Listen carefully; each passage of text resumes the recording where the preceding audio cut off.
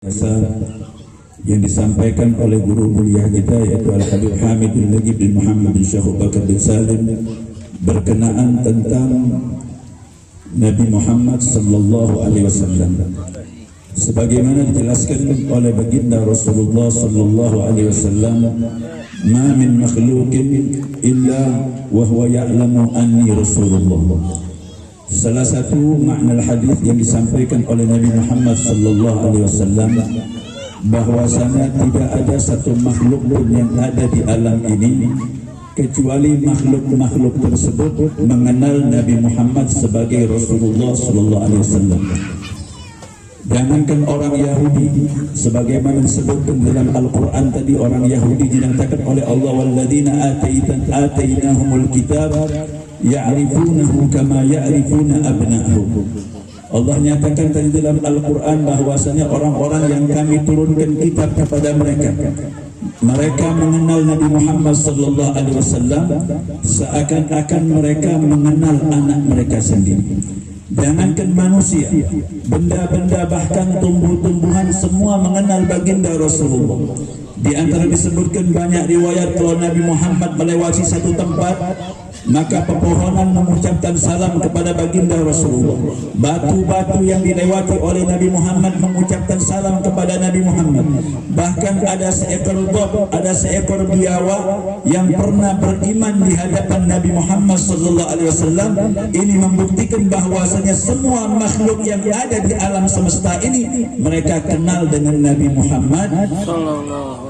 Kita lihat sejarah orang-orang Yahudi itu orang-orang yang mengenal Nabi Muhammad dengan sangat baik pengenalannya. Disebutkan dalam satu riwayat an Ka'ab bin Akhbar. Kita sering mendengar dalam Maulid Tiba bagaimana Ka'ab bin Akhbar menceritakan tentang dirinya. Ka'ab bin Akhbar ini beliau mempunyai bapak seorang rahib, seorang pendeta yang ahli dalam kitab Taurat. Beliau bercerita, allamani abi Taurat. Dulu ayahku pernah mengajarkan kepadaku kitab Taurat illa sifran wahidah. Ada satu lembar kitab yang tidak pernah diajarkan oleh ayahku. Semua yang ada di kitab Taurat diajarkan kepadaku, tapi ada satu bab yang tidak pernah diajarkan. Fayadkhuluhumus sunduk. Kalau sudah bab ini sampai, maka ayahku meletakkan bab ini di dalam peti. Falamma mata abi, beliau bercerita ketika ayahku meninggal dunia, fatahtu, aku heran apa yang disimpan oleh ayahku dalam peti tersebut, sehingga aku buka, fa idza fihi nabiyyun yakhruju akhir zaman. Rupanya yang disembunyikan oleh ayahku tidak lain tentang nabi yang bakal lahir di akhir zaman, mauliduhu di Makkah wa hijratuhu bil Madinah wa sultanuhu bisyam. Dijelaskan dalam kitab Taurat bahwa Nabi itu akan lahir di kota Makkah, nanti akan hijrah ke kota Madinah, kekuasaannya sampai kepada kota Syam. Ini menunjukkan bahwasanya orang-orang Yahudi mereka sudah tahu dari Allah Subhanahu wa taala tentang sifat-sifat dan bagaimana adab dan budi pekertinya baginda Rasulullah. Terakhir kita cerita tentang bagaimana cerita Salman Al-Farisi.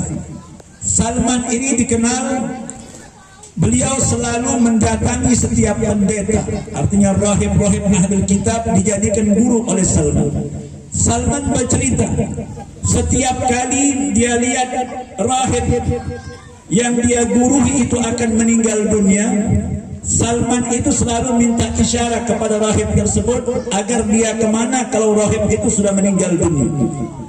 Ketika rahib mau meninggal dunia, Salman bertanya, kemana setelah ini kalau kau meninggal dunia, aku mesti kemana? Maka rahib itu akan mengisyaratkan kepada rahib yang lain di kota yang lain. Berpindah-pindah Salman dari seorang rahib ke rahib yang lain, sampai terakhir kali beliau menemui seorang rahib. Dan ketika rahib itu akan meninggal dunia, Salman pun bertanya dengan pertanyaan yang sama. Nanti kalau kau tidak ada umur, kau meninggal dunia, kira-kira aku akan kemana lagi, kata Salman. Maka rahib yang terakhir ini bingung memberikan isyarat kepada Salman. Dia mengatakan, wahai Salman, aku lihat dunia ini sudah penuh dengan kegelapan. Aku meyakini bahwasanya Nabi akhir zaman yang dijanjikan oleh Allah dalam kitab Taurat sebentar lagi akan dilahirkan oleh Allah Subhanahu wa taala.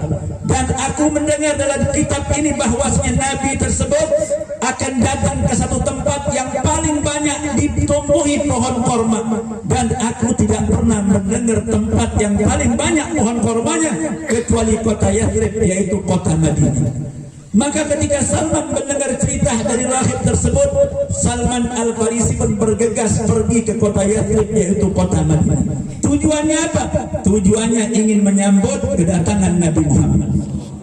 Maka ketika orang-orang kota Madinah datang ke Mekah, banyak rombongan yang disebutkan ada 70 orang lebih yang dipimpin oleh Abi Ayyub Al-Ansari, yang mereka menyatakan keimanannya dan berbaiat kepada Nabi Muhammad sebelum Nabi Muhammad datang ke kota Madinah.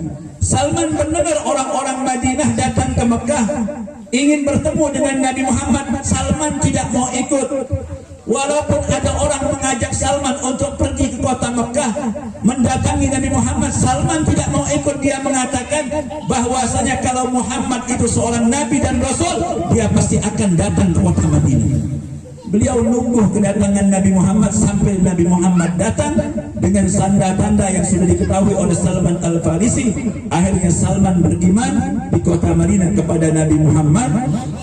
Ini salah satu cerita-cerita yang sudah banyak diriwayatkan oleh Allah, ceritakan oleh Allah Subhanahu wa taala dari kitab-kitab terdahulu. Jadi mudah-mudahan kita mendapatkan keberkahan dari kedatangan guru mulia kita Al-Habib Hamidul Najib Muhammad Syekh Abu Bakar bin Salim. Mudah-mudahan kita semua mendapatkan rahmat dan hidayah dari Allah Subhanahu wa taala.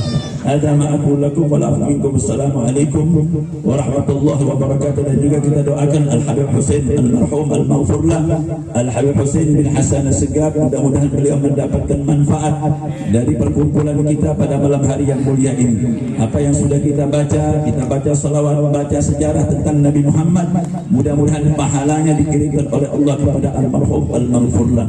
Hadza ma aqulu lakum wa la minkum. Assalamualaikum warahmatullahi wabarakatuh.